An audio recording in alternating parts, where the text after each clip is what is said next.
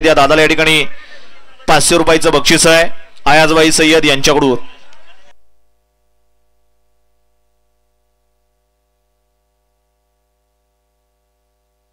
सुटला गट क्रमांक 60 सुटला या मैदानातील आणि 60 मध्ये 5 गाड्या त्यातल्या 3 गाड्या पळतायत आणि तिघांच्यात सुंदर अशी लढत चालू आहे। कोण होतोय सेमीला पात्र? अतिशय सुंदर अशी तिघांच्यात लढत आहे, परंतु शेवटच्या क्षणाला काय घडलं? पड्याल भोंग्यामध्ये भीमा आणि आर्या इकडे सुंदर अशी लढत दिली, परंतु शेवटच्या क्षणाला काय घडलं? चला सेमीचे बैलगाडी मालक स्टेजकडे यायला सुरुवात करा।